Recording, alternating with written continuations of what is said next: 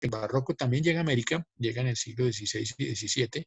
El arte colonial en gran medida hispanoamericano es barroco. Esta es una de las joyas de la corona.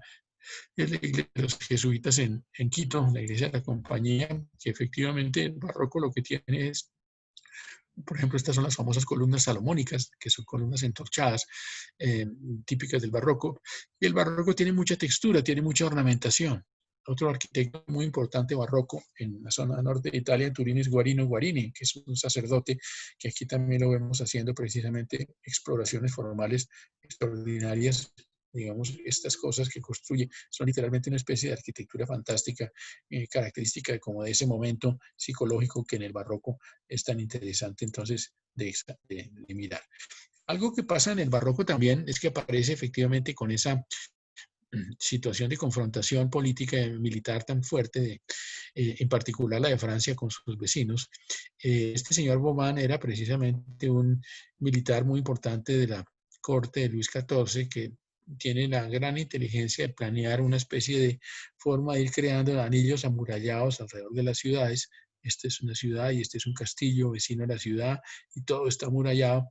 Y Vauban crea una serie de tratados sobre fortificación que después los van traduciendo a otros países y crea una escuela de ingenieros que se va volviendo fundamental. Y digamos que entonces esta arquitectura barroca opera en gran parte en Europa dentro de una arquitectura militar que es nueva y que tiene evidentemente muchos elementos científicos que tienen que ver con, digamos, esa manera de manejar el cálculo de distancias y el cálculo de la artillería. Entonces, evidentemente, los jardines italianos, por ejemplo, esto es Villa Medici, alguno de ustedes está trabajando en los Medicis. La Villa Medici precisamente tiene una topografía, como pasa en la zona central de Italia, de, digamos, colinas, donde hay diferencias de nivel importantes, y en esas colinas hay distintos jardines a distintas alturas y edificios a distintas alturas. Ese jardín italiano pues se vuelve muy importante, muy atractivo para que los franceses quieran copiarlo, pero lo que hacen los franceses es llevar el jardín italiano a una zona del norte de Francia, cerca de París, que es muy plana. Y en esa zona muy plana entonces surgen unos jardines muy distintos de los jardines italianos. Vamos a ver ahora más con Versalles un poco la historia del jardín, la historia del jardín barroco. Digamos que este jardín no es un parque público, no es un parque abierto a la colectividad, es por definición un parque privado desde un príncipe, desde alguien poderoso, y efectivamente este jardín está conectado pues con una plantación muy meticulosa, muy óptica, hecha con aparatos, digamos, científicos, con topografía, etcétera, y también con la construcción de estos grandes canales, y en todo caso lo que estamos viendo entonces es un paisaje nuevo. Estamos hablando de un paisaje preindustrial, todavía no estamos hablando de la revolución industrial que viene en el siglo siguiente. Tenemos el papel de la óptica como ciencia, pensemos que los científicos holandeses y después el mismo Newton hace una cantidad de planteamientos de física teórica sobre la óptica, que surgen las compañías de ingenieros del rey, que Luis XIV crea efectivamente una escuela muy importantísima y que se crean unos manuales técnicos importantes. Digamos que en el siglo XVII ya se está usando muchísimo la cartografía para, por ejemplo, las subdivisiones prediales. Digamos que hay una capacidad enorme de hacer mejores mapas. En particular, los reyes franceses van a ser interesadísimos en tener la mejor geometría. Antes de que haya máquinas y máquinas de vapor, las obras se están haciendo por métodos manuales como estos que estamos viendo, y todavía se usan máquinas como las que los romanos habían tenido. Digamos que son algunas ayudas en esta mecanización, pero digamos son máquinas relativamente simples comparadas con las grandes máquinas que van a permitir hacer obras más grandes. Esta es la famosa máquina que va a permitir entonces, digamos, jalar grandes pesos, digamos. Entonces, esta historia de cómo se levanta un obelisco, pues es absolutamente fundamental. Digamos que en el mundo del siglo XVII empieza a volver a haber puertos, empiezan a volverse a construir puertos, está como reinventándose la ingeniería de ríos, la ingeniería de canales. Digamos, estos pilotes que en el caso de Cartagena es muy interesante. Arévalo, Antonio de Arévalo, 1760, 1790, en Cartagena, en la zona de Marbella, puso pilotes de estos con puntas metálicas, hechos con forjas de hierro, para hincarlos y entonces crear un tablestacado, una defensa, digamos, de la costa de Marbella en Cartagena. Digamos, hay un avance en la ingeniería muy importante en el siglo XVII. Este canal es muy interesante en esta historia. Este es el Mediterráneo, este es el Atlántico, y entonces un exfuncionario del rey pide permiso al rey para hacer el canal. El rey le da el permiso, le da efectivamente atribución de hacerlo y el canal tiene un éxito muy grande. Lo interesante es que aunque es iniciativa privada, el canal tiene un permiso público, el canal tiene efectivamente un impacto muy interesante porque hay una especie de fiebre. Este es el gran ministro de Hacienda, este es el Carrasquilla de la época de Luis XIV, se llama Colbert, era el ministro principal de Luis XIV que tenía que ver con las finanzas y con los grandes planes como por ejemplo los de los canales. Francia construye muchísimos canales y los hace porque el país es bastante plano en general y tiene mucha agua y eso pues, le permite entonces, antes de que hubiera ferrocarriles, hacer un paisajismo notable. Alrededor de los canales hay grandes plantaciones, hay grandes árboles. Los arquitectos paisajistas del rey empiezan a hacer efectivamente una ornamentación muy importante de estas zonas. Y efectivamente entonces las zonas vecinas a las ciudades, estos en las proximidades de París, tienen estos esclusas, tienen este paisaje. Los ingenieros del rey tienen entonces estas grandes esclusas muy sofisticadas y entonces va surgiendo un paisaje artificial. Lo que es interesante claramente es que mientras que en el Renacimiento había unas obras muy localizadas en las ciudades, en este barroco ya hay mucho más poder técnico.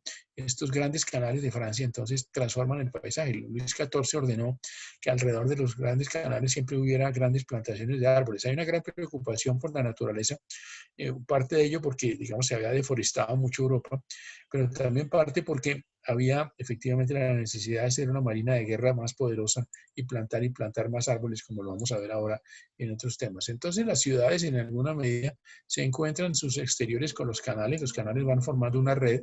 Digamos, no estamos hablando todavía de los ferrocarriles, de los cuales vamos a hablar después, posteriormente. Entonces, digamos que ciudades como Londres empiezan a construir puentes más grandes, puentes, digamos, esto es en el siglo XVIII, y efectivamente algo muy interesante es lo que pasa efectivamente en el siglo XVII con el incendio de Londres. Por eso la historia que vamos a ver sobre la iglesia, la Catedral de San Pablo y su arquitecto son relevantes. Esa Catedral de San Pablo se construyó a finales del siglo XVI porque se había quemado la catedral medieval en su gran incendio del siglo XVII, 1666. Después hablaremos un poco de ese problema.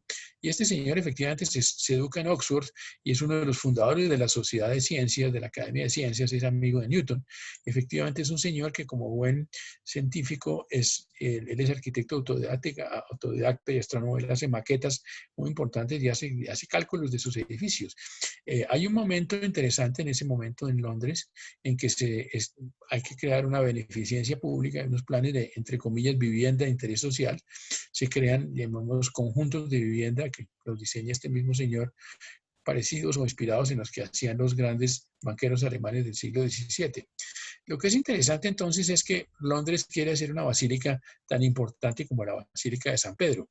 Y lo que es importante es que estos científicos están organizados en la Royal Society, que es la gran academia, y este señor evidentemente diseña no solamente muchas iglesias, como vamos a verlo, hablábamos precisamente sobre la importancia de la parte acústica, sino muchas hospitales y efectivamente nada menos que el Observatorio de Londres. Él tiene que diseñar 51 iglesias, porque hubo 87 iglesias destruidas en el incendio. Muy interesante. Uno de los problemas de las iglesias es que las iglesias en muchos casos tienen una pésima acústica. Yo no sé si alguno de ustedes en Bogotá conozca la iglesia de la Porciúncula en la carrera 11 con calle 72. Es una iglesia, digamos, hecha más o menos en 1920, pero tiene una pésima acústica y le ponen parlantes y a pesar de eso no funciona bien. Una de las cosas importantes entonces para la acústica, aquí vemos una iglesia antigua, es efectivamente conseguir que en la parte interior de las iglesias haya mucha textura y que esa textura precisamente produce una reverberación del sonido y entonces hay una mayor inteligibilidad de la palabra. Digamos, los expertos en acústica saben que en el caso de un auditorio o de una iglesia o de un salón de clase es muy importante que uno entienda las palabras. Entonces, eso depende de que, ¿dónde está el púlpito, por ejemplo? Por ejemplo, si el púlpito está muy al fondo, pues los que están lejos del púlpito no oyen nada. Entonces, Ren localizó los púlpitos más o menos en la mitad de las iglesias y, por supuesto, trabajó con mucha atención cómo hacer esos espacios interiores. En todo caso, Londres sufrió ese incendio y entonces con el incendio fue necesario crear un cuerpo de bomberos y unas compañías de seguros. Digamos, el Lloyd's de Londres es una organización que permite tener un seguro que efectivamente cubre a las personas. Después del incendio de Londres se crearon reglamentaciones urbanas prohibiendo los techos de paja y las construcciones de madera y las chimeneas. Este era el perímetro de Londres, donde estaba la Torre de Londres, la muralla de Londres, y aquí está precisamente el sitio de la catedral. Y en todo caso, lo que es interesante es que hubo varias propuestas, una de ellas del mismo Ren, que dijo, hagámosles unas grandes avenidas a Londres, reformemos totalmente Londres viejo, hagamos esto un poco como está Roma o como está París, un urbanismo barroco, y digamos, no le pusieron atención a Ren.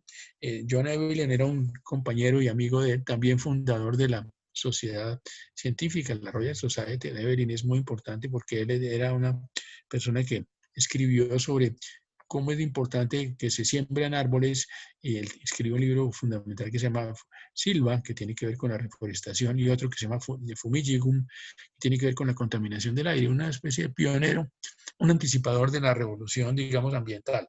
Evelyn también plantea una ciudad también con este tipo de plazas, pero ninguna de las dos propuestas les ponen atención. Digamos, aquí están precisamente algunas de las cosas que Evelyn contribuyó.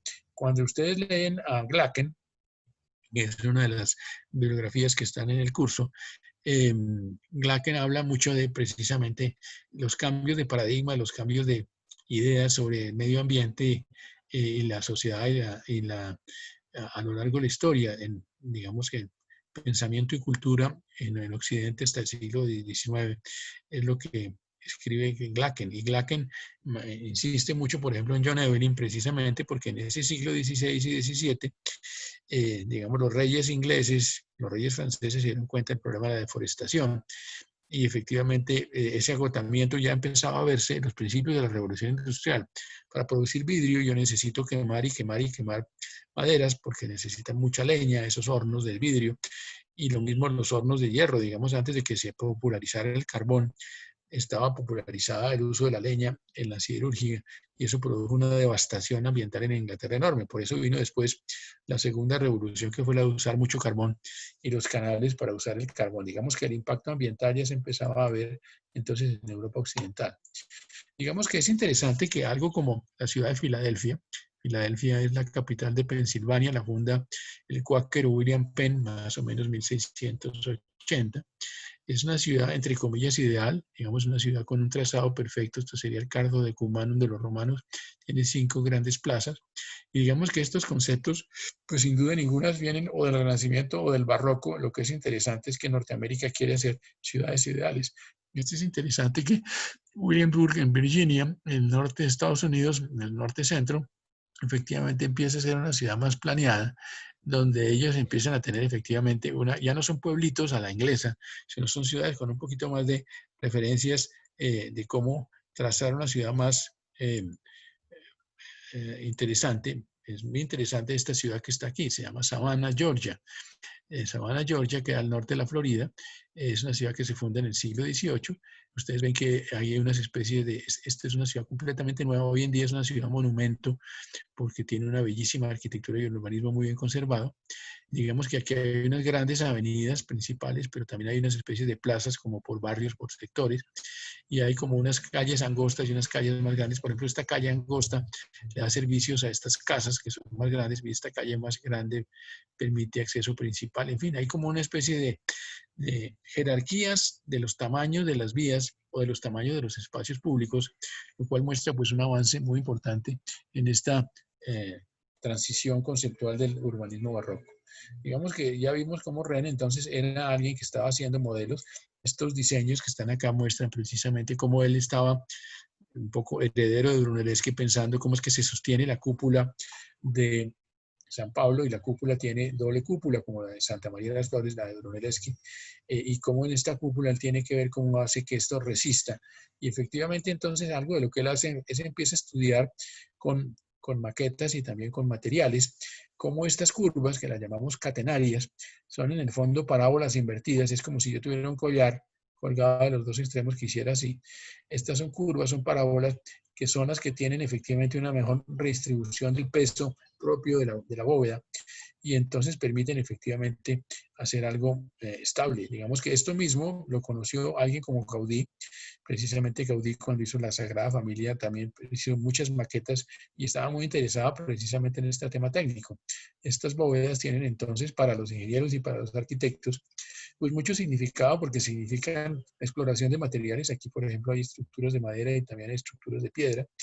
Y entonces hay muchas cosas que son efectivamente el resultado de esa complejísima experimentación. En todo caso, René es un maestro en ese sentido y efectivamente muestra el estado como de cómo fue llegando la ciencia a la arquitectura. Un caso muy interesante en esta relación entre arquitectura y poder es el de Pedro el Grande.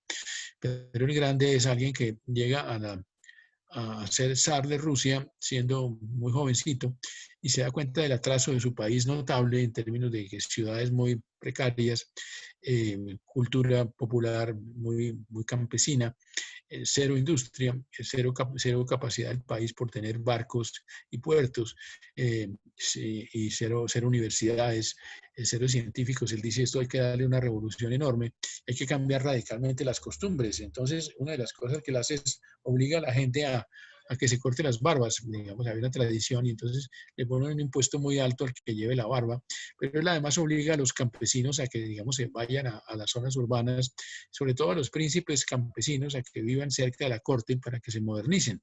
Esa misma actitud de hacer que la corte sea la que elabora, digamos, una condición de cortesano, una condición más educada, la vivimos ya en el siglo XVI con Castiglioni y evidentemente en el caso de Luis XIV va a ser importantísimo para el control del rey de Francia sobre los príncipes de las regiones.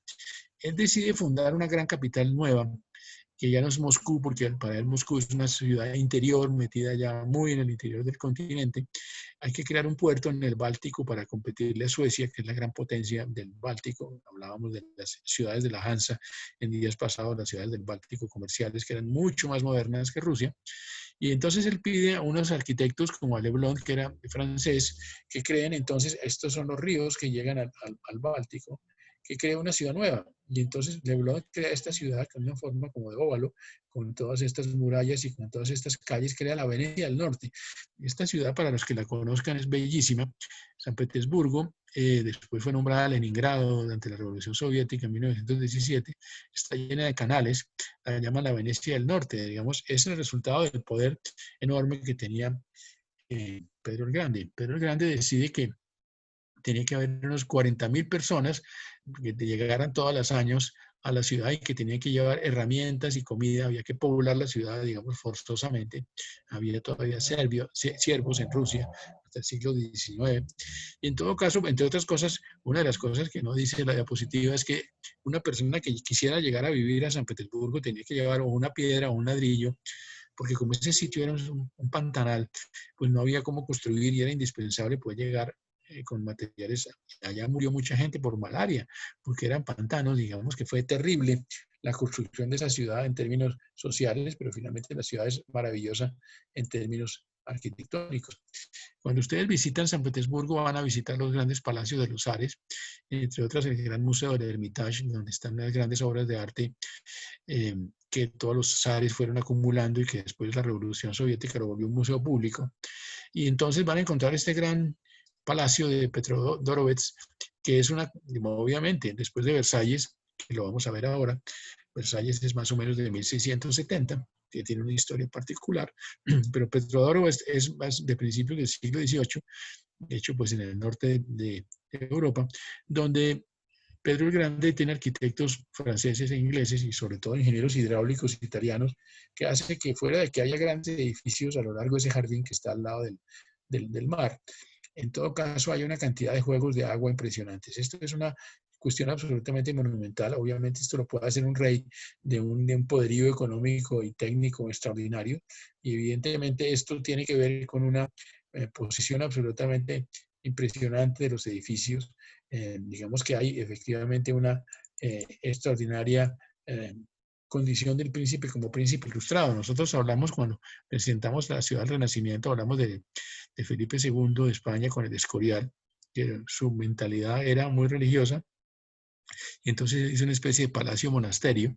Digamos que Pedro el Grande no era religioso, lo que él quería era, digamos, grandes fiestas y grandes salones de recepción. Y aquí tenemos entonces esas colecciones y esos espacios que forman parte, pues, de esa riqueza que estamos viendo en ese sentido. Entonces, a partir de la experiencia italiana del siglo XVI, de los jardines de Tivoli, el gran palacio de Pedro el Grande tiene una gran cascada, y esas grandes cascadas son precisamente todas estas máquinas. Cuando uno recorre, el profesor tuvo oportunidad de hacerlo hace unos años, estos jardines uno va encontrando, cuando uno pisa este verde, no se da cuenta, pero hay un mecanismo secreto oculto en el piso que lanza estos chorros de agua. Digamos, estaban los ingenieros hidráulicos, estos antes de la energía eléctrica, o antes del vapor. Todo esto está lleno de máquinas hidráulicas muy sofisticadas que permiten que se juegue con el agua, y evidentemente, pues este es un juguete importantísimo, muy complejo. Ahí había grandes fiestas y había grandes, efectivamente, visitantes, y se trataba de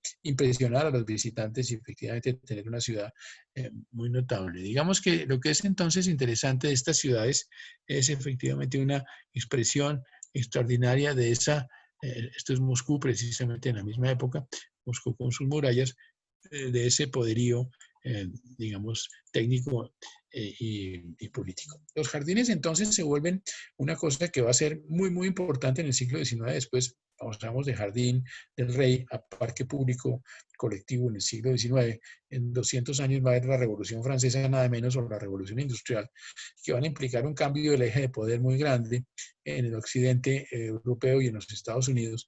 Y en todo caso, la pregunta es qué papel tienen los jardines en esta cultura o en este cambio tecnológico. Digamos que el jardín tiene efectivamente una condición interesante. Digamos que algunos de los papas y algunos de los príncipes italianos del Renacimiento tenían precisamente estas vilas que estamos viendo ahí, pero esta imagen que estamos mostrando aquí es absolutamente fundamental. Entonces, hay un sitio cerca de París que se llama Vaux-le-Vicomte, donde el ministro de Hacienda de Luis XIV, que se llamaba el señor Nicolas Fouquet, el Carrasquilla de la época, decide hacer un palacio fenomenal y llama a los mejores arquitectos paisajistas, André Lenotre, y a los mejores arquitectos de edificios y a los mejores pintores a hacerle ese super palacio. La realidad es que este señor quiere presumir de su buen gusto y de su riqueza, y en todo caso decide equivocadamente invitar al rey a la inauguración del palacio. Y el rey evidentemente queda completamente humillado por el hecho de que un funcionario público que ni siquiera era noble, era, digamos, un burócrata. Este señor tiene un palacio que no tiene el rey. El rey tiene un palacio muy elemental en París, en el Louvre, y entonces este palacio del señor Fouquet pues da mucho que pensar. Y sin duda ninguna los enemigos políticos de Fouquet destapan prontamente esto, hacen las averiguaciones y descubren que Fouquet robaba los impuestos y robaba, y por supuesto acumulaba. Y Fouquet quería precisamente, quizá como un narco, como un paramilitar, presumir de esa riqueza. En todo caso, lo interesante es que Luis XIV dice, pues yo ahora pongo a Fouquet en la cárcel, pero además voy a contratar a los mismos arquitectos a que me hagan Versalles. Y Versalles va a ser mucho más que lo que tenía Fouquet. Versalles es un lote inmenso, inmenso, cerca del río, un río que está mucho más abajo, y en todo caso hay un tema muy grande de cómo regar todo este territorio. Los campos de golf hoy en día son considerados como uno de los responsables de la crisis del agua a nivel mundial porque consumen mucha agua. Los grandes jardines urbanos como los de ciudades como Los Ángeles son críticos porque consumen mucha agua en una ciudad que está en un desierto, que es Los Ángeles. Pero lo interesante de Versalles, cuando ustedes hablan de Versalles, van a pensar que los edificios centrales de Versalles son estos donde tengo el mouse aquí y que son microscópicos al lado de la escala total. Pero realmente Versalles es una especie de ciudad llena de palacios y caballerizas y edificios de los burócratas. Luis XIV quería que los príncipes vivieran cerca del rey para él poder controlar los chismes. Él necesitaba su Instagram, necesitaba controlarlos a ellos. Y evidentemente el palacio tiene unos grandes sitios para fiestas, unos grandes sitios de plantaciones muy diversas, de agua muy diversa, de jardines muy sofisticados. Esto es de una extensión absolutamente considerable. Entonces ese rey ha creado una corte, ustedes recuerdan la frase de Luis XIV, el Estado soy yo, y efectivamente Luis XIV se baña 3 veces en su vida, digamos, no existía el concepto de un baño con agua corriente en el palacio, eso es una cosa que vamos a ver después, y en todo caso este señor usaba mucho perfume, y en todo caso tenía la gente acudía a ver cómo él se vestía o acudía a ver cómo él comía, digamos, la corte empezó a generar efectivamente unos personajes importantes. Esto para nosotros, desde el punto de vista de la ingeniería y la arquitectura, si acá arriba está Versalles y acá abajo está el río, estas grandes máquinas precisamente son máquinas típicas de la ingeniería previa a la revolución industrial, son máquinas con ruedas de agua en madera que permiten subir todo el agua y siguen activas todavía para llevarle agua a esos jardines de Versalles. Ustedes ven que Versalles entonces es algo complejísimo en términos de la cantidad de detalles que tienen estos jardines. Imagínense ustedes el costo que significa mantener esto, digamos. Evidentemente construir Versalles significó un esfuerzo de gasto público enorme, de gasto de impuestos, pero también el entrenamiento de una multitud de expertos, jardineros, arquitectos, topógrafos, ingenieros, y pensemos nomás en el Palacio de Versalles. El Palacio de Versalles tenía una cantidad de expertos en, por ejemplo, los expertos en vidrio o en espejos. Luis XIV trajo de Venecia, de donde vimos hace unos días, se generó la tradición de la producción de espejos y cristal, digamos, después de la invención de los fenicios, y la Galería de los Espejos de Versalles, pues es precisamente la expresión de que Francia creó una manufactura de espejos y de vidrios. La firma Saint-Gobain de Francia fue fundada por Luis XIV desde el siglo XVII y sigue hoy siendo muy activa. La forma como hay lámparas, la forma como hay determinados en madera, todas las cosas, para poder construir el palacio se necesitaban no solamente ideas, sino plata, sino técnicas. Y entonces el rey crea necesariamente una cantidad de elementos que permiten que ellos tengan esto. Entonces, el palacio estaba lleno de fiestas y había una cantidad de autores teatrales franceses, Racine, Molière, etcétera, que escribían las obras teatrales, había discursos, había coronaciones, había nacimientos, había fiestas, había matrimonios, había desfiles, había juegos de agua, había juegos pirotécnicos, había concursos de poesía, había de todo, digamos, aquí precisamente llegaban las grandes delegaciones de diplomáticos de todo el mundo, el francés era el idioma de la diplomacia en el siglo XVII y sigue siendo hoy, porque la corte francesa era la corte más elaborada y todo el mundo quería parecerse a lo que hacían los franceses y el rey. En todo caso, digamos que lo que es interesante, entonces, por dentro de Versalles también había teatros, precisamente con una acústica particular. Digamos, este no es un teatro público, es un teatro del rey, pero es el teatro para la parte interior de este tema. Entonces, efectivamente, este siglo XVII tiene, como vimos hace un rato con Evelyn, un gran interés en la naturaleza, pero la tradición inglesa es distintísima de la tradición francesa sobre cómo manejar el jardín. Digamos que todavía llama la atención que en Inglaterra hoy actualmente, digamos, los árboles tienen un número, están en un inventario nacional, la gente los cuida muchísimo, la gente adora los parques, una ciudad como Londres o un país como Inglaterra tiene una gran veneración por la naturaleza y eso es algo que se ha cultivado por muchos siglos. Empieza con este tratamiento de Evelyn y en todo caso, digamos que los paisajes ingleses del siglo XVIII, después de Versalles, son distintísimos de los franceses. Uno podría decir que en esta parte acá donde estoy mostrando con un mouse, hay un pequeño jardín al estilo de Versalles, muy geométrico, muy controlado, pero realmente surge una teoría y una práctica del jardín inglés en que ellos buscan lo que llaman la selvatiquez o el jardín natural, digamos que si esto es un humedal o si esto es una quebrada, esto tenga la forma natural y que los árboles estén organizados y las malezas, digamos, casi que autoorganizados. Y entonces ese jardín inglés es muy distinto del jardín francés y va a formar una tradición distinta en ese sentido. Entonces, uno de los problemas que hemos visto es que efectivamente la posición de la corona con relación al público, con relación a los visitantes, con relación a sus burocracias, significaba muchísimas cosas. Significaba pues más facilidades de defensa o más facilidades burocráticas o más facilidades de, digamos, de impacto social o cultural. Entonces, París empezó a parecerles a los reyes franceses muy incómodo, como Roma le pareció a un emperador como Tiberio muy incómodo. Tiberio en Roma en el siglo I quiso hacer sus palacios fuera de la ciudad. Entonces yo quiero llevarme el palacio fuera de la ciudad, quiero hacer a Versalles, y porque París es una ciudad medieval y yo quiero hacer ahora una ciudad claramente moderna. Entonces efectivamente esta es la París tradicional, aquí está la orilla izquierda donde está el barrio de la Universidad de la Sorbona, esta es la isla de la ciudad, y efectivamente entonces hay muchos puentes en París y en todo caso la ciudad parisina del Renacimiento o del Medioevo, pues es una ciudad muy apretada, muy hacinada, donde no hay mucho espacio para hacer jardines o para hacer palacios. Y por eso los reyes entonces tratan de hacer obras. De hecho, Luis XIII y Luis XIV tratan de ampliar el Louvre y mejorarlo y hacer puentes. Hay muchas obras muy importantes en París de todas maneras. Pero una de las cosas importantes que está pasando en París en ese momento es que, digamos, esos duques o condes o marqueses que están en las provincias son llamados por el rey a la corte o a la ciudad antes de que exista Versalles para que se, digamos, urbanicen, para que se culturicen, para que adopten hábitos de vida urbana. Entonces, estos edificios muy grandes que hay en algunas zonas de París, los llaman los hotels, realmente son hostales, no son hoteles en el sentido de alojamientos, ¿no? Entonces, tienen un gran patio interior. Digamos, esta es una calle urbana de París del siglo XVI o XVII. Aquí hay una gran calle interior donde llegan los carruajes o los caballos, de golpe hay un gran jardín interior.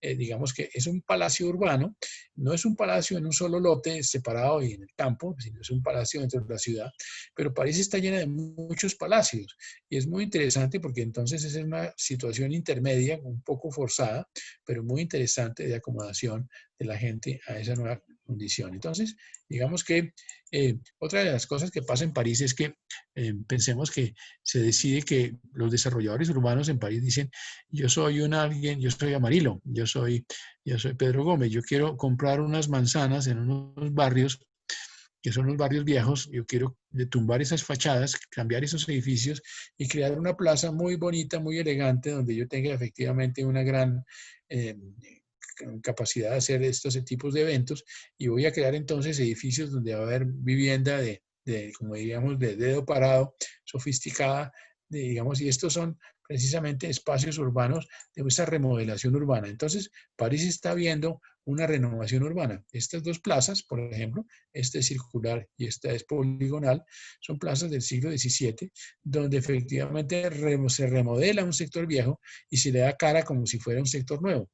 Esto es muy interesante. En Londres, en esa misma época, hay un señor que se llama Nicolás Barbon, que es de origen francés, que también decide, digamos, él mismo decide construir barrios completos y alquilarlos. En Londres existe la tradición del leasing, el arrendamiento, y entonces gracias a eso hay una gran construcción de una ciudad, digamos, muy elegante. Hay una aspiración de Londres y de París a ser ciudades de una gran fisonomía arquitectónica.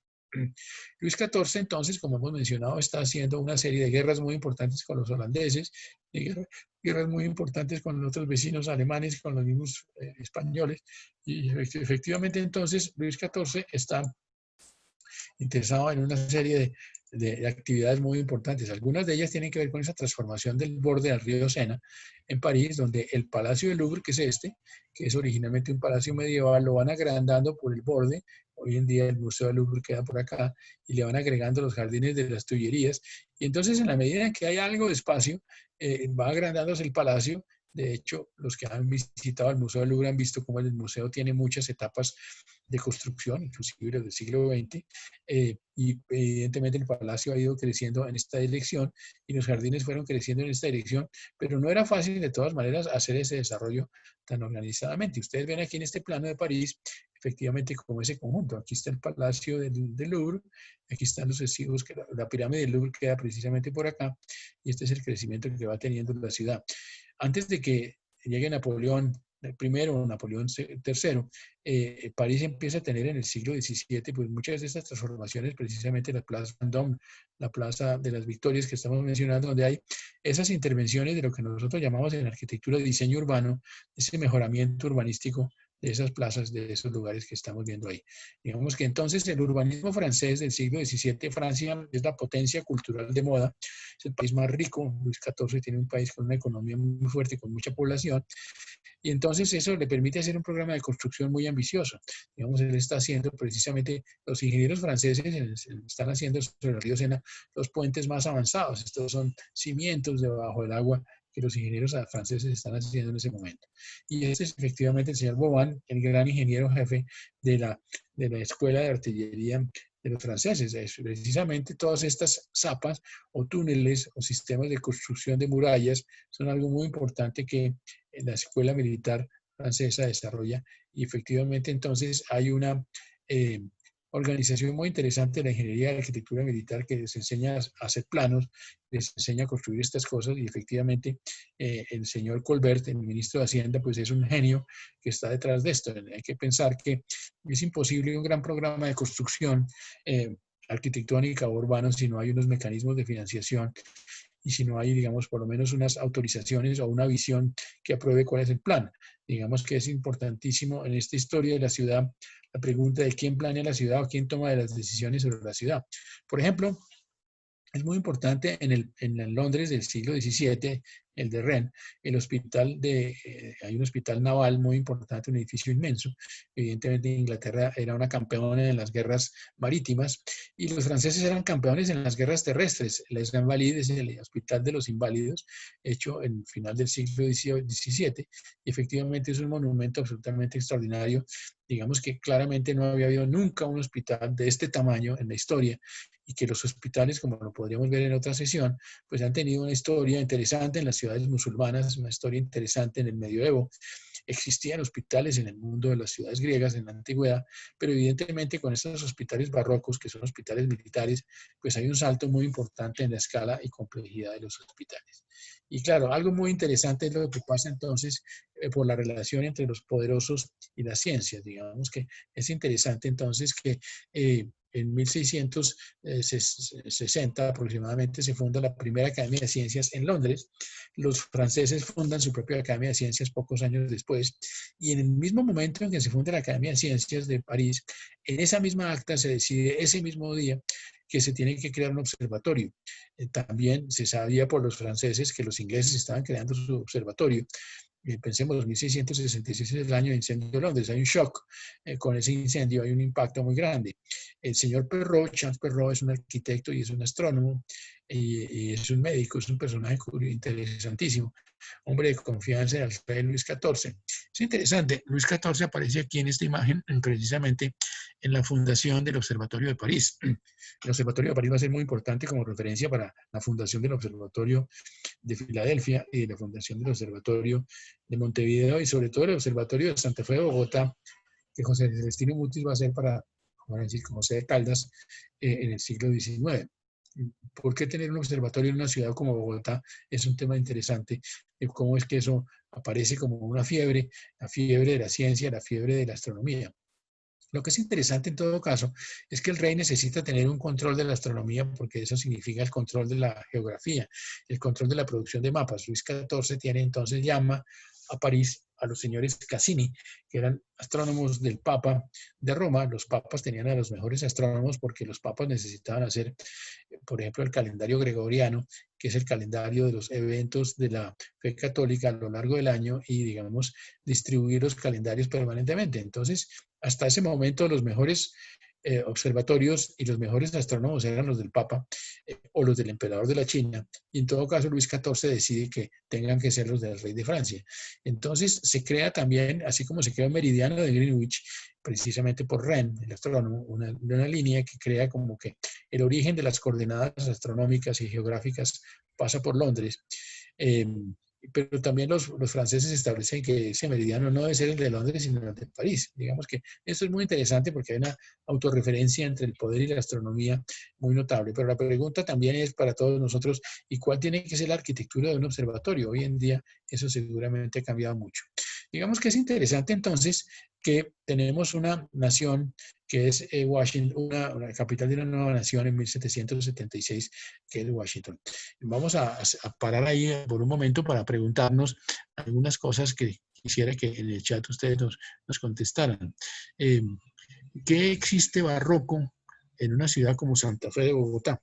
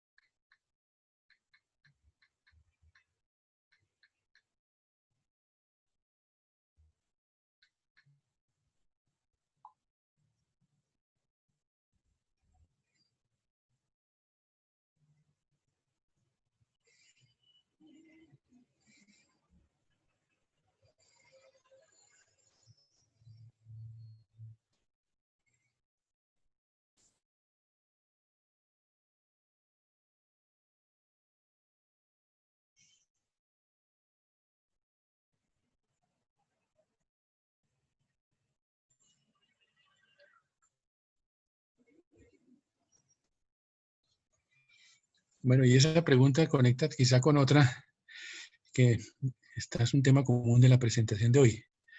Para una ciudad como Bogotá, ¿ustedes dónde encuentran que haya claramente relaciones entre arquitectura y poder? ¿Qué aspectos de la arquitectura o del urbanismo de Bogotá reflejan situaciones de estructura de poder o de política particular de la ciudad? ¿Dónde lo vemos eso en Bogotá? ¿En qué casos específicos?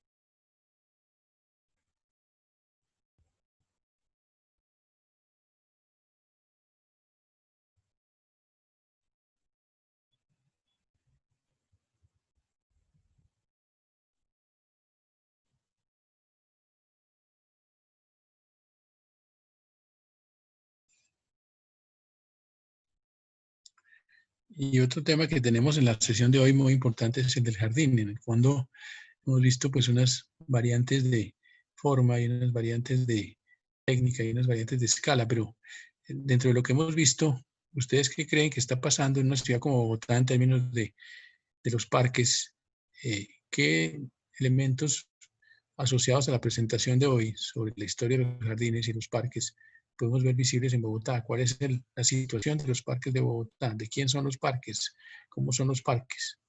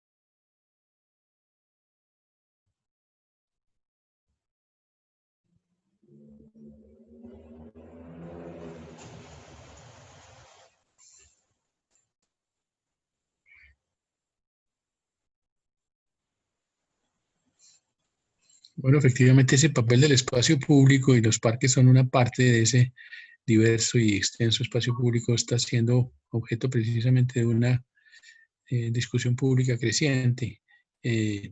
Una ciudad como Bogotá tiene entonces desde hace 20 años precisamente la Facultad de Arquitectura de los Andes ganó el premio en la Bienal de Quito por un estudio que hizo para el Jardín Botánico sobre los parques de Bogotá. Bogotá tiene un inventario de parques muy heterogéneo, muy grande. Bogotá es un territorio muy extenso con muchos microclimas distintos y suelos distintos, zonas de lluvia y de sequía distintas. Y en consecuencia, además, unas historias de desarrollo muy distintas por barrios y por épocas y por grupos sociales y por promotores. Y entonces tiene evidentemente parques de muy distinta naturaleza, muchos de los cuales, por ejemplo, en la administración Peñalosa pasada, se han querido reformar o mejorar. Grandes proyectos de los cuales vamos a hablar más adelante, como Ciudad Verde o Lagos de Torca, megaproyectos urbanos, están buscando precisamente aportar unos índices muy grandes de espacio público por habitante. Y evidentemente ahora con la pandemia estamos viendo cómo el espacio público se vuelve un elemento crucial de ese riesgo o de ese estilo de vida, o en todo caso de esas posibilidades, digamos, de interacción que hay, digamos, entre los distintos habitantes. Entonces, en lo que acabamos de ver hasta ahora, antes de que hablemos de la revolución industrial, pues tenemos en todo caso una especie de laboratorio de tipos de jardines y de características de los jardines que todavía son jardines privados, evidentemente jardines de los señores, jardines de los poderosos, no son jardines públicos y esa privatización pues va a ser un tema interesante en las próximas sesiones. Es interesante la presencia del estilo barroco en, en una ciudad como Washington. Estados Unidos se independiza empezando en 1776 de Inglaterra y efectivamente tiene una especie de grupo de provincias, un grupo de ciudades, un grupo de colonias que tiene bastante, digamos, débil interdependencia en contra de la colonia española, donde los virreinatos unificaban bastante a México, a la Nueva Granada, o a Buenos Aires o a Lima. En el caso norteamericano de las provincias del este de los Estados Unidos, pues esas provincias tenían realmente una especie de independencia recíproca. Y entonces, en ese sentido, cuando vivimos en días pasados cuál era la ciudad holandesa y cuáles eran las provincias unidas de los Países Bajos, lo mismo con una gran independencia, digamos, económica cada una de ellas y una gran iniciativa distinta cada una de ellas, los Estados Unidos se crean como una nación federal. ¿Por qué es que una nación federal decide hacer una arquitectura barroca? Digamos que es muy interesante que estos planos que están aquí precisamente muestran esa sucesión. Hay un gran eje, algunos de ustedes conocerán a Washington. No sé si Daisy conozca a Washington, seguramente sí. Ese mall, ahora donde estamos hablando nosotros de las manifestaciones que hay muy fuertísimas en los Estados Unidos en estos días por el tema social y el tema étnico, este molde, ese gran espacio central, pues en primer lugar crea varias cuestiones. La primera es que Washington es una gran nueva capital. Hay muchas nuevas capitales en la historia de las ciudades. Una de ellas, recordemos, fue Alejandría en el siglo III. Otra fue precisamente Constantinopla en el siglo III después de Cristo. Y efectivamente entonces vamos a encontrar fuera de Washington en el siglo XX, por ejemplo, nada menos que a Brasilia, para mencionar uno, o a Canberra, o a Nueva Delhi. Nuevas ciudades son muy importantes en estas historias. Entonces, ¿por qué se crea una nueva capital? ¿Cuál es el mecanismo político, urbanístico, operativo para que se decida por qué hacerla? En todo caso, ¿y cómo se planea una nueva capital? En el caso de Washington, no hay un concurso arquitectónico, hay un encargo que le hacen a un ingeniero francés urbanista, L'Enfant. Evidentemente, esto es un puro urbanismo francés hecho en suelo norteamericano. Esto no es un urbanismo norteamericano, ni siquiera un urbanismo inglés. Evidentemente se trata de una serie de ejes monumentales. La ciudad tiene que expresar muchos ideales de la nueva sociedad y efectivamente tiene mucho verde desde el principio. Washington es deliciosa en el sentido de la cantidad de espacio que tiene ese mall, esa relación que tiene con el río Potomac al final. Aquí fue donde estuvo precisamente López Obrador la semana pasada. Aquí está el monumento a Lincoln. Este es el famoso mall. La Casa Blanca queda en una posición intermedia. Y esa posición de frente al espacio verde que tienen todos estos edificios vecinos, pues es privilegiada. Aquí está el Smithsonian Museum, etcétera.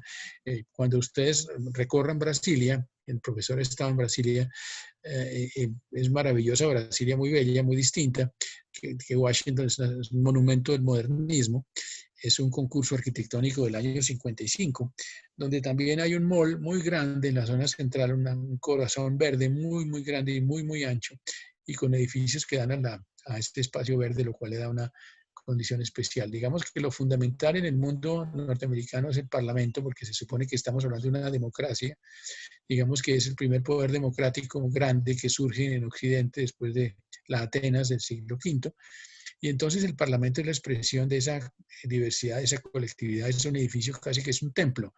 Es un gran templo puesto en la parte más alta y además con una gran escala. Y digamos que sería como el centro de la escena, es el Parlamento. Aquí está el monumento, por ejemplo, precisamente a Lincoln.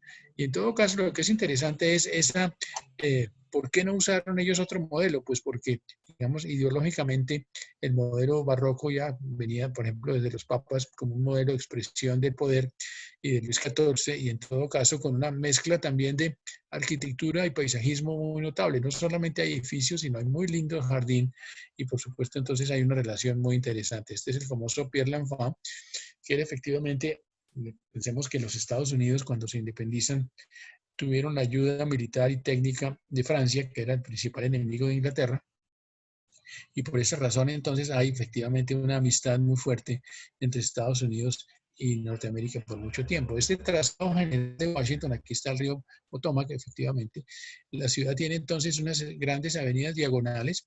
Pensemos en Bogotá. Bogotá tiene avenidas diagonales en algunos barrios.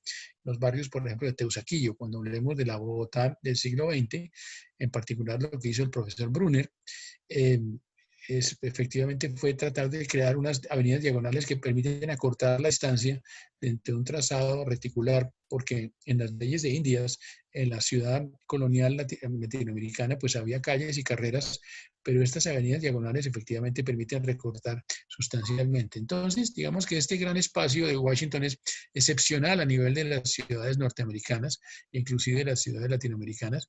Washington no es demasiado grande. Washington sigue conservando muy bien, digamos, su trazado. Por supuesto, es una ciudad patrimonial que no la han dejado deteriorar, pero efectivamente, esencialmente lo que nos interesa para nuestro propósito es que es una ciudad monumental. Y dentro de la ciudad monumental hay un eje, un corazón mucho más institucional, mucho más claro. Es claramente una ciudad de gobierno. ¿Cómo logra uno que una ciudad de gobierno tenga ambiente? ¿Cómo logra uno que Brasilia, después de un tiempo, después de décadas, tenga entonces no solamente burócratas, sino tenga actividad? El caso de la evolución de Brasilia, lo vamos a ver con las ciudades modernas, es muy interesante porque algunas cosas salieron como se planeó, en particular la organización de las instituciones públicas en la ciudad, pero otras no salieron como se planeó. Por ejemplo, hubo muchas invasiones de terrenos en la periferia y hubo mucha crisis en la población, digamos, de la forma como la gente ocupa las zonas de vivienda. Y entonces no necesariamente estamos hablando de, digamos que la ciudad planeada es necesariamente una ciudad exitosa. Por supuesto está la pregunta también de quién planea y para qué horizonte planea, con qué hipótesis planea, con qué anticipación planea. Hay que decir que en el siglo XVIII, cuando se planea Washington, no existe la disciplina posterior, entre comillas, moderna de la planeación urbana. Vamos a hablar de ese germen en las sesiones siguientes, donde efectivamente hay una serie de elementos que tienen que ver con esas dificultades y tensiones que hay dentro de la sociedad y el espacio urbano y cómo la planeación tiene que ser dinámica para ir acomodando cosas. Casi que, por el contrario, Washington es una ciudad, entre comillas, congelada, una ciudad monumental, una ciudad de protección patrimonial, una ciudad donde seguramente los cambios ocurren, digamos, por fuera de esta periferia, y entonces esto tiene que ver con esa cuestión que estamos. Entonces, aquí, en estas cartografías urbanas, los exhorto para que en sus trabajos, no en el avance intermedio, pero sí en el trabajo final, ustedes hagan uso de cartografía o de ilustraciones y por supuesto siempre citen las fuentes de referencia de dónde vienen estas ilustraciones, pues es muy importante al hablar de arquitectura o de ciudad o de proyectos urbanos, pues tener cartografías. Es esencial porque nos da una escala, nos da una fisonomía, nos da unos factores de forma y efectivamente nos da unas posibilidades de tener analogías. Digamos que claramente Washington entonces tiene lo que llamamos en arquitectura una tipología. Este tipo de espacio es típico de una ciudad como Washington. Entonces, evidentemente, hay una especie de colección de ideas alrededor de esto. Digamos, algunos de estos edificios son tan grandes que toman mucho tiempo construirse. El Capitolio de Bogotá lo empieza a construir el general Mosquera en 1848. Es claro que Mosquera está pensando en el Capitolio norteamericano. El Capitolio de Bogotá no tiene una cúpula de esta estatura. Pensemos que la cúpula, ¿por qué hacerle una cúpula a un Capitolio cuando la cúpula venía más bien de una iglesia? Es un poco casual. ¿Por qué el estilo arquitectónico que usan los arquitectos norteamericanos en estos edificios del Capitolio es un estilo neoclásico? Porque piensa en la antigüedad griega. ¿Qué tienen que ver los norteamericanos con la antigüedad griega? Esa es una pregunta importante. En todo caso, lo que es interesante es que nosotros hemos recorrido unos referentes del barroco como una mentalidad donde efectivamente la calidad del espacio público, de la escenografía urbana, se vuelve muy importante y poco a poco se están cambiando los escenarios. Esta es la ciudad de Berna, en Suiza, donde efectivamente debajo de estos edificios hay una arcada. Algo parecido pasa en la ciudad de Bolonia, en Italia, y hay embellecimiento del espacio público. En todo caso, lo interesante alrededor de esto es que hay un proyecto urbano, hay una arquitectura urbana muy importante. El teatro, pensemos en Shakespeare en el siglo XVI, pensemos que Shakespeare tenía una compañía de actores en Londres y este teatro pues era un teatro, literalmente tenía la misma forma de una gallera. A propósito, las riñas de gallos existían en Inglaterra hasta hace unos 100 años, 150 años, y era un teatro al aire libre, un teatro descubierto. Digamos que en el caso de Bogotá, a finales del siglo XVIII, se crea el primer teatro, el Teatro Maldonado al lado del Colón, que es un primer teatro cubierto. Es interesante en qué momento los teatros se cubren. García Márquez insiste mucho en algo que él recuerda deliciosamente, es como en la costa él asistía a cine al aire libre, porque evidentemente en zonas calurosas, pues el cine al aire libre, pensemos en Norteamérica de hace 100 años, pues es una necesidad.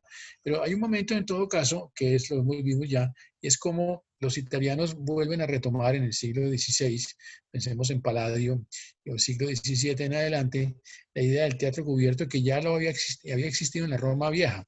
Y entonces, evidentemente, un teatro cubierto significa unos problemas estructurales muy importantes de estructuras que cubran este espacio, unos problemas acústicos muy importantes de cómo manejar, digamos, el sonido musical o la palabra alrededor de esta forma que tiene este espacio tan grande, como si yo no tengo micrófonos en un teatro antiguo, consigo que la orquesta suene suficientemente. Precisamente hablábamos hace un rato de cómo antes de empezar la clase en teatros como el Colón en Bogotá o el Conservatorio de Ibagué, por debajo de esta escenografía hay un foso de agua y en el foso de agua se reflejaban los sonidos y eso era una especie de magnificador acústico. Pero en todo caso, como los italianos inventan toda suerte de cortinajes y mecanismos para subir y bajar telones o escenografías, cuadros, y efectivamente cómo se inventa la noción del palco en el barroco, en Venecia en particular, del siglo XVII. Ya vimos el ejemplo del Teatro La Fenice. Los exhorto a que vean la presentación de Venecia, que no se hizo, pero que se colgó en Cicua Plus, porque hay muchas cosas sobre el origen de los teatros en Venecia.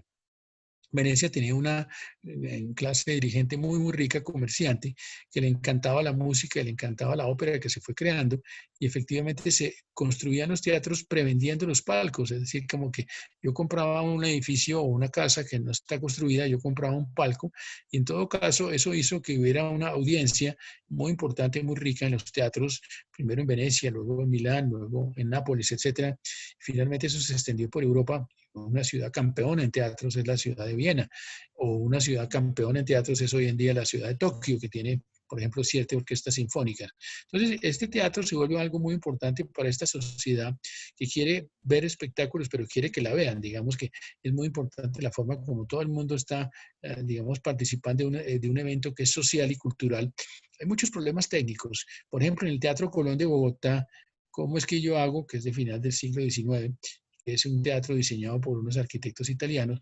¿Cómo logro que entonces, si no existían en ese momento equipos de aire acondicionado o ventilación, cómo creo yo una suficiente ventilación? Y si yo creo ventilación y el aire sale por algunos conductos, ¿cómo yo evito que por esa ventilación me lleguen ruidos? ¿Cómo yo manejo esas variables técnicas y arquitectónicas complejas en una forma simultánea? Entonces, digamos que lo que es interesante es que, por ejemplo, en el siglo XVIII, esta es una bellísima ciudad que hay en Inglaterra, al occidente de Londres, se llama Bath, o sea, baños, como unos baños termales, como una paipa, a decirlo, o un tabio, o un chuachí. Digamos que en esta ciudad que se llama Bath, que tiene unas manzanas muy bellamente construidas por unos desarrolladores urbanos que tienen modelos barrocos en mente, crean este gran edificio que es una herradura, lo llaman el Crescent, el creciente, que tiene unos edificios un edificio único de 4 pisos de altura, parecería un palacio. Realmente son apartamentos o casas de vivienda de gentes acomodadas que tienen esta especie de gran jardín. Y digamos, esto da una idea absolutamente estupenda, elegantísima, y eso es típico de ese urbanismo, digamos, barroco del siglo XIX. La ciudad de Nancy, en Francia, que queda al norte de París, efectivamente tiene unos grandes palacios y unos grandes jardines y unas grandes puertas. Digamos que hay efectivamente una presentación extraordinaria. Karlsruhe es una bella ciudad que se diseñó en forma circular. Pensemos que Bagdad también se diseñó en forma circular. Pocas ciudades han sido diseñadas en forma circular, y esta es una ciudad hecha para un príncipe a principios del siglo XVIII. Es claramente una ciudad barroca. Hoy en día hay una gran universidad, esto está en el sur de Alemania. Digamos que entonces hay efectivamente muchos ejemplos de sectores de ciudades barrocos, como por ejemplo estas ciudades en Cristianía, que es Oslo, y Gotemburgo, que es en Suecia, o efectivamente Copenhague. Digamos, estas ciudades del mundo escandinavo precisamente tienen o palacios barrocos o arquitectura barroca. Hay una ciudad de la cual vamos a hablar más adelante, cuando hablemos sobre todo del siglo XIX, es la bellísima Viena. Viena tiene este corazón. Viena fue fundada en la época de los romanos, está cerca del río Danubio. Este es Vindobona, la zona central, digamos, amurallada medieval. Y después, precisamente para proteger a la ciudad, los disposiciones hicieron que todo este espacio alrededor de las murallas se dejara sin construir, porque precisamente se tenían que poder mover ahí caballerías y artillerías.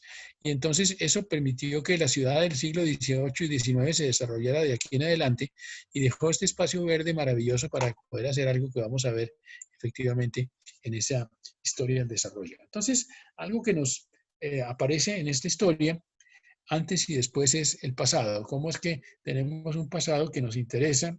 ¿Cómo es que lo usamos? ¿Cómo es que entonces los arquitectos o los arqueólogos o los historiadores, por ejemplo, Winkelmann es el primer gran historiador alemán que va a Roma en el siglo XVIII y escribe unos tratados de historia del arte y así como una sistematización de la historia del arte? Nosotros hablamos hace unos días de cómo Giorgio Vasari, en el Renacimiento, en el siglo XVI en Florencia, era un arquitecto y primer historiador del arte que hubo, porque hizo como unas biografías de los artistas, hizo entrevistas de los artistas y por supuesto algunas reflexiones. Pero Winkelmann, como buen alemán, es mucho más sistemático, y entonces produce ya en el siglo XVIII unos tratados de historia del arte fundamentales, que en el fondo lo que tratan de hacer de ver es, o de interpretar, es cómo es que interpretamos toda esa cantidad de cosas que hay antes de nosotros. En materia de arte son muy diversas. Y por supuesto, en todo caso, para Winkelmann y para sus contemporáneos es muy importante lo que pasó con Pompeya. Pompeya, evidentemente, entonces es un lugar que les demuestra a los europeos que había efectivamente una calidad de vida muy notable en la antigüedad romana, con unas ciudades pequeñas de provincia, con muy buenos acueductos, con muy buena vida económica, con muy buen foro, con muy buena vida doméstica. Y en todo caso, Pompeya se vuelve un sitio de exploración y de visita importantísimo y de atención a Roma. Y por supuesto Roma, pensemos que los mismos franceses crean, Luis XIV, crea la Academia de Arquitectura para tener arquitectos del rey y crea el Premio de Roma. Quiere decir que el mejor arquitecto va a ganar una beca para estar en Roma varios años, puede estarse 3, 4 años en Roma y tiene que, por supuesto, estar estudiando las antigüedades romanas. Y entonces el premio de Roma se vuelve absolutamente fundamental y el viaje a Roma y el viaje a Italia se vuelve una costumbre de las élites intelectuales y políticas europeas, ingleses, españoles, franceses, alemanes, después norteamericanos. Digamos, Roma se vuelve efectivamente la fuente. Y en Roma entonces hay personas que atienden a los viajeros. Uno de los que atienden a los viajeros se llama Piranesi. Y Piranesi es un arquitecto y grabador veneciano, un extraordinario grabador que se dedica pues a vender piezas de mármol del Foro Romano y a vender cosas que sirven para que la gente construya una chimenea en Inglaterra con cosas del Foro Romano y cosas un poco absurdas, pero también hace todos estos grabados. Él hace una cantidad de libros sobre los monumentos antiguos de Roma. Aquí están, por ejemplo, los sistemas constructivos de la vieja Roma, que decíamos que hay ladrillos muy delgados, son los famosos bipedales, y aquí está el concreto, con el cual es un muro muy grande, aquí están los arcos romanos, aquí está la famosa Vía Apia y los pavimentos. Digamos que, por un lado, Piranesi retrata, digamos, la parte anatómica, pero también retrata la parte, llamémosla, simbólica, digamos, lo que, como Roma es una ruina, y es una ruina desde la época de las invasiones de los bárbaros, y los papas la han reconstruido, pero sigue siendo una ruina muy, muy grande, porque había sido 1 millón de habitantes, un territorio muy grande. Entonces hay una atracción muy interesante, la ruina es muy interesante, es muy curiosa, y está llena de inscripciones. Los viejos romanos tenían inscripciones latinas que contaban la historia del emperador, la historia del monumento, la historia de la familia, y hay cosas que están puestas a medias y cosas que sobreviven, digamos, casualmente. Entonces Roma efectivamente se vuelve una serie de piezas como la columna de Trajano, como la pirámide de Cayo Sestio, etcétera, que son llenas de referencias. Y en todo caso, efectivamente, la historia europea, la historia cultural empieza a pasar por Roma. Pero lo que es interesante con Piranesi entonces es que Piranesi dice, ¿y yo qué hago con eso? Yo empiezo a hacer unos paisajes imaginarios donde tengo unas especies de sitios como estos. Él crea un texto y un libro que se llama Las Cárceles, que son cárceles imaginarias grabados, que son unas especies de sitios hipotéticos que habría en la mitad de las ruinas. Y entonces esto muestra exactamente esa fantasía de la historia. No nos interesa la historia en términos objetivos, nos interesa más bien la poética del paisaje, el valor del tiempo. Y esto es interesante porque en mitad del racionalismo del siglo XVIII, pensemos en la enciclopedia, pensemos en la ilustración, pues también hay un irracionalismo, también hay una fantasía y también hay un romanticismo muy importante en esta idea, en este subjetivismo de cómo pensar que estas ruinas son y que estas ruinas no significan. Entonces, digamos, esta es una Roma hipotética. Piranesi construye unos paisajes y los dibujos, es un extraordinario dibujante, digamos, estos son edificios que nunca existieron en Roma, edificios imaginarios, pero lo que es interesante es que yo estoy armando una nueva Roma, o una Roma clásica, o una Roma imaginada, con piezas de las Romas que conocemos, de las Romas arqueológicas, con pedazos de arcos, con pedazos de pedimentos, con pedazos de bóvedas, de cúpulas, de escalinatas, y entonces estoy creando precisamente una situación digamos, ya tengo un modelo mental, ya tengo un modelo arquitectónico, ya tengo un modelo pictórico. Yo puedo seguir haciendo eso en más edificios, en más ciudades, en más circunstancias, y eso se va volviendo entonces algo repetitivo. De manera que entonces esa eh, fiebre del pasado se vuelve una cosa efectivamente extensa. Pensemos la forma como a lo largo del curso hemos estado viendo en el fondo esa permanencia de las ideas, que a veces es un poco accidental, que muchas veces es el resultado precisamente de catástrofes y inclusive afectada por la amnesia, más bien nos estamos olvidando qué había antes, pero que efectivamente también hay una intención de crear una continuidad en el tiempo, una relación intertemporal y también interespacial. Algo que está en Roma también lo había en Alejandría, pero también lo hay en París, que también haya un obelisco en Washington, que haya un obelisco en el campo de la batalla del puente Boyacá, porque es que estamos repitiendo cosas. ¿Cuál es el valor de esos símbolos? Entonces, efectivamente, tenemos alrededor de la ciudad y alrededor de la sociedad urbana, una continuidad que la da precisamente la presencia física de los monumentos, de los elementos que permanecen. Digamos, una de las preguntas que vamos a ver en el siglo XIX más adelante es cómo, cuando se reconstruye París, cuando se tumban muchos barrios, cuando se hacen muchas avenidas y se destruye tanto de lo que preexistía, ¿cómo es que vamos a poder salvar algo de esa memoria? Y entonces viene la discusión pública, política, técnica, legislativa de qué es un monumento, de qué es un patrimonio, de quiénes están autorizados, de qué protección hay que darle a los determinados bienes culturales, de cómo es que hay que intervenir las cosas, de cómo hay cosas que no se pueden intervenir. Entonces, una pregunta para todos ustedes ahora, ¿cuál es el pecado o cuál es el problema? Y que con un edificio como la Torre de Acuarela al lado del castillo de San Felipe de Cartagena.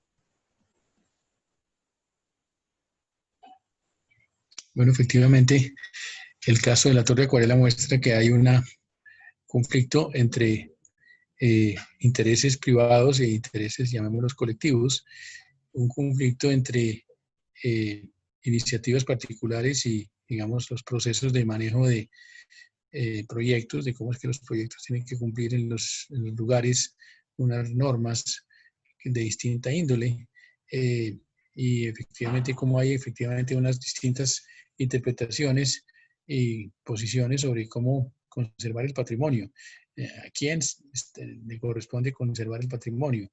¿Lo conserva solamente la ley, lo conserva solamente la autoridad o lo conserva la colectividad defendiéndolo porque la colectividad está interesada efectivamente en que eso representa parte de su identidad o parte de sus recursos?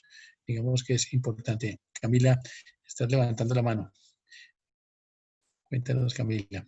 Sí, hola, ¿me escuchan? Sí, claro.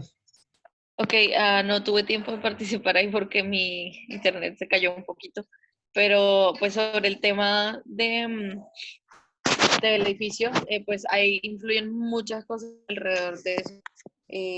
Pues como tal, que hubo la amenaza de perder el estatus de patrimonio histórico, que fue pues fue una de las razones por las cuales inició toda como tal la polémica alrededor del edificio. Sin embargo, pues como, como lo vemos nosotros, sí, efectivamente sentimos que es una obra que realmente sobrepasa unos límites que se establecen por lo menos dentro de Cartagena, la ciudad amurallada y todas las cosas que hacen parte de nuestra historia, eh, que pues obviamente daña no solo la visual de la zona, sino que alrededor de esta realmente se ha tratado o se ha intentado trabajar por años en mejorarla. De pronto las personas que hicieron como tal este proyecto, iniciaron este proyecto, estaban pensando en una clase de gestión distinta, pero por mucho tiempo se ha intentado recuperar esa zona porque esa zona, pues yo no sé si muchos han estado alrededor del Castillo de San Felipe, es ciertamente fea, es ciertamente peligrosa también y se ha intentado por mucho tiempo tratar de mejorarla. De hecho, por ahí queda también el complejo de raquetas, donde entrenan muchos de nuestros deportistas cartageneros. Queda cerca un centro comercial que completamente también falló económicamente, incluso teniendo una muy buena ubicación y vistas al castillo. Entonces, como que tenemos sentimientos encontrados porque era, uno, una manera de recuperar esa zona, pero a costa de qué. Y dos, también con la conciencia de que, con el conocimiento de que en Cartagena han pasado cosas así antes y pues nadie dice nada y no se había hecho nada. Han pasado, han hecho construcciones, modificaciones en la zona amurallada que realmente no van nada acorde con los estatutos del IPCC, que pues, es el instituto que se encarga como tal de controlar todas las fachadas y pues como la conservación cultural de muchas de las cosas que hay en Cartagena. Y han pasado atropellos grandísimos que uno ni se entera. Entonces también como que uno siente cierta hipocresía por parte de pues toda la polémica que ha surgido alrededor de esto, porque atropellos ya han habido bastantes hacia la cultura cartagenera, pero pues como digo, sí, es un tema bastante complicado de discutir desde el punto de vista cartagenero. Muy bueno, Camila, muchas gracias. Que aportes desde un corralito de piedra. Bueno, yo creo que con esa visión, que me pareció muy interesante, tenemos que efectivamente los urbanistas, digamos, pues esta es una imagen del campo de Marcio, que se supone que era el campo de las operaciones militares o de los campamentos militares o de los desfiles militares. Digamos, en el caso de París, en la zona de donde está la Torre Eiffel, se llama también Champ de Mars, Campo de Marte. Evidentemente Marte era el dios de la guerra en la Grecia y en la Roma antiguas. Y en todo caso, lo que estamos viendo entonces es la idea de que hay unos sectores urbanos que tienen como una configuración particular, ya son zonas grandes de ciudad, son zonas grandes de la gran ciudad que tienen una personalidad que aparece en este tipo de imágenes. Digamos, la ciudad es algo, como lo muestra Piranesi, que está llena de signos. Es impresionante. Los historiadores como digamos, hay un premio Nobel alemán que es un historiador de Roma antigua, y lo que él muestra es que Roma tiene, como tiene miles, cientos de miles de inscripciones en latín como estas que cuentan muchas cosas, los romanos están obsesionados, los antiguos romanos, por la memoria. Pensemos que nosotros tenemos todavía lápidas que dicen que Bolívar durmió aquí, o aquí nació la Policarpa Salabarrieta. Digamos que esa idea de las inscripciones es un tema muy interesante en la cultura, digamos, grecolatina en la cual estamos funcionando. Y en el fondo algo que tiene que ver con el esfuerzo de este curso es que nosotros estamos armando un rompecabezas. Digamos que eh, cuando Jorge Luis Borges, el gran escritor argentino, hablaba de la historia, decía, la historia es un montón de espejos rotos. Los espejos son fragmentos en los cuales nos vemos a nosotros mismos, pero son pedacitos. Y digamos que esa cosa que hizo Piranesi en el siglo XVIII con sus turistas y con sus libros fue coger pedacitos de Roma, de hecho son pedacitos de piedras donde está un edificio, otro edificio, etcétera, y armar como una especie de Roma hipotética a partir de los pedacitos. Uno diría que evidentemente la ciudad contemporánea también está hecha de pedacitos. Cuando hablemos más de la Revolución Francesa y de la Ilustración, en próximas sesiones, veremos que con esa misma idea de tener edificios monumentales, algunos arquitectos, como este Boulez, de más o menos al año 1780, plantearon edificios monumentales. Digamos que, digamos, era muy interesante para los ideólogos de la Revolución Francesa, que aunque les interesaban las formas del pasado, querían que fueran simbólicas para instituciones del futuro, por ejemplo, una gran biblioteca pública o un gran museo. Precisamente nosotros vimos hace un momento cómo Luis XIV tenía sus colecciones privadas, o Pedro el Grande sus colecciones privadas, pero crear un museo como el Museo del Louvre, que es público, pues implica pues una noción de institución nueva. De hecho, el Museo Británico en Londres es de más o menos 1820, y por supuesto las colecciones del Louvre se abrieron más o menos en 1790, que son instituciones que aparecen en ese momento como algo notable. Entonces,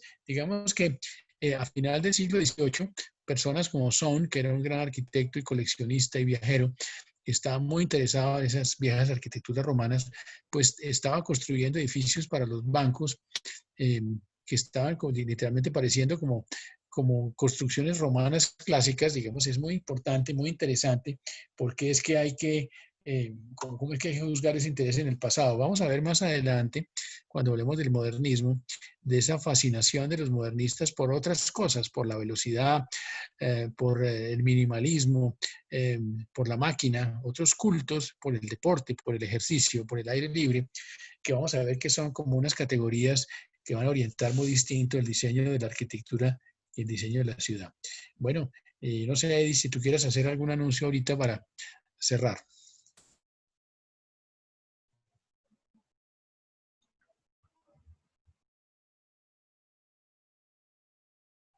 Eddie. Perdón, tenía apagado el micrófono. Sí, le pregunto si quieres hacer algún anuncio para cerrar.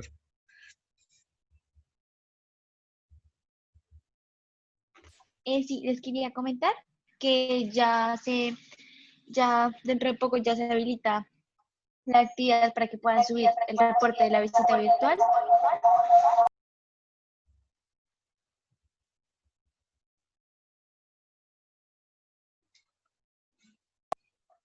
Y para que también puedan estar pendientes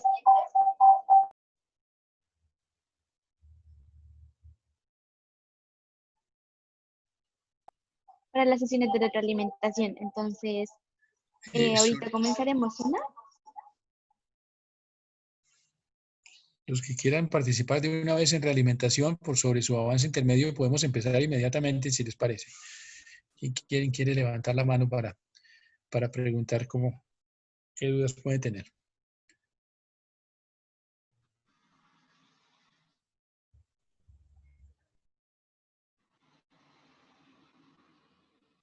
Ok, perdón, y no le terminé de contar. Bueno, ya se encuentra habilitada la actividad de SICUA para que suban la visita virtual.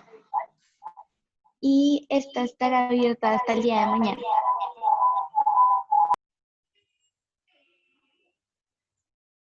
Entonces, ahora sí, qué pena. Para los que tengan ahora, para las dudas o quieran recibir comentarios para el avance intermedio.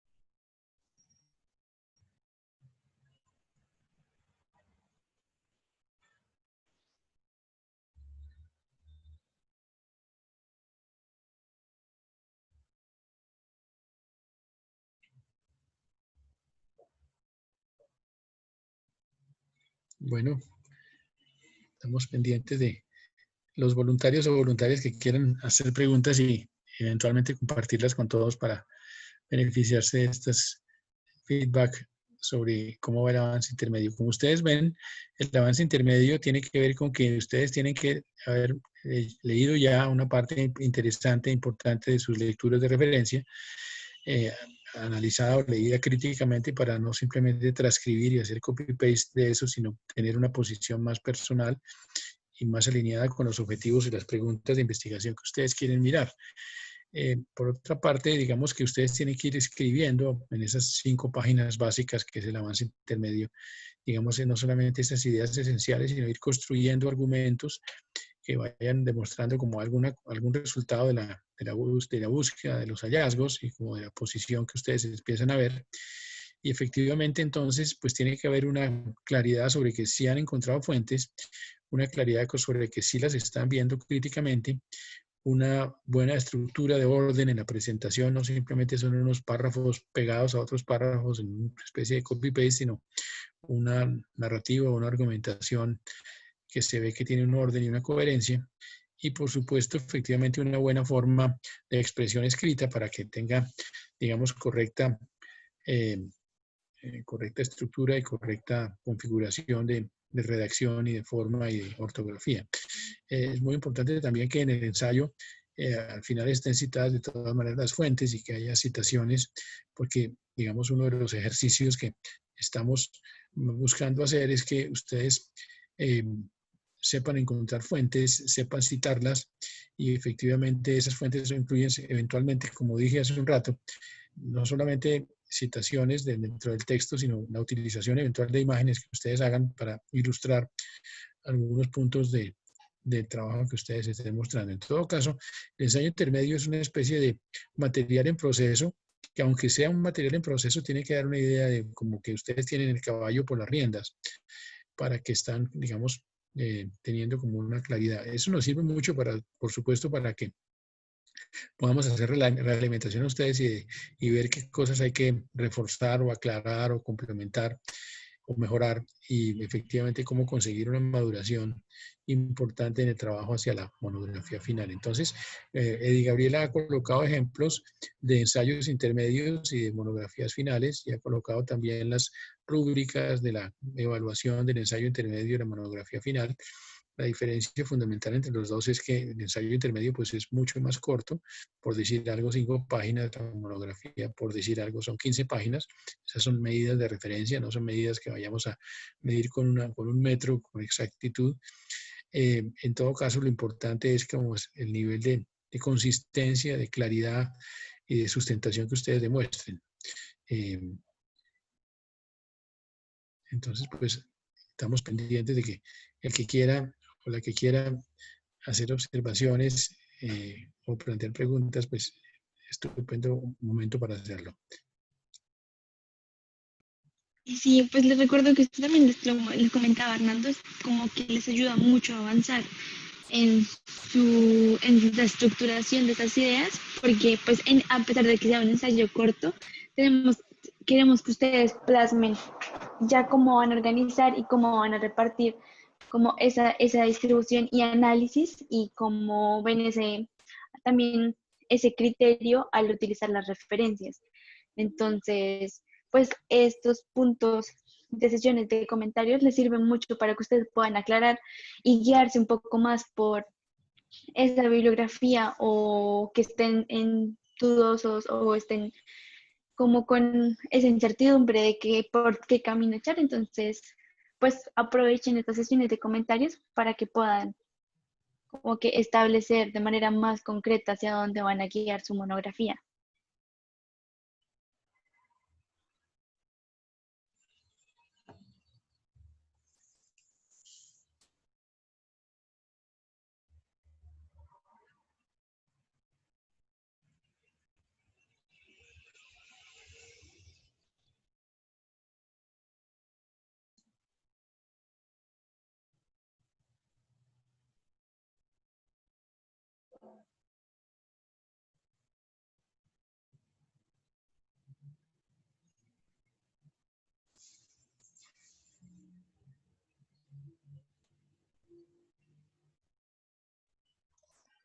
Si tienen algún inconveniente con el micrófono, pues también nos pueden escribir sus inquietudes por el chat y pues yo se las voy leyendo y las vamos leyendo para que puedan como, recibir la retroalimentación de...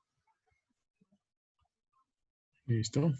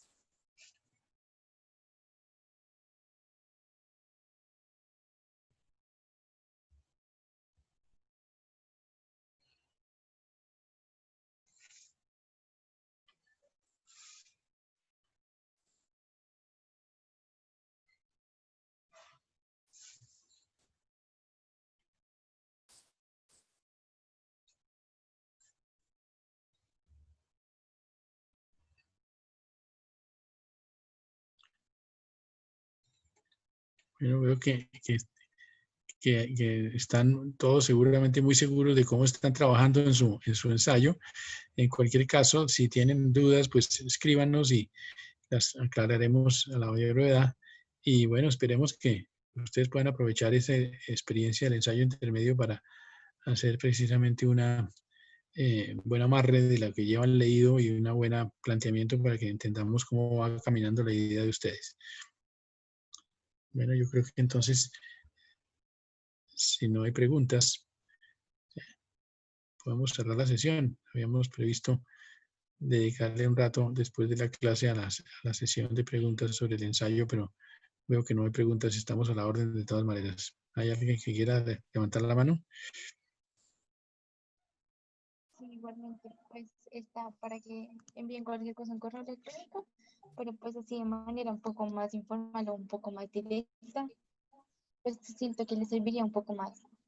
Pero entonces estamos ahí atentos si alguno tiene alguna duda o inconveniente. Bueno, muchas gracias a todos, que tengan un buen fin de semana. Gracias, Fernanda, lo mismo. Feliz Muchas día para gracias. todos. Chao. Gracias, chao. Chao.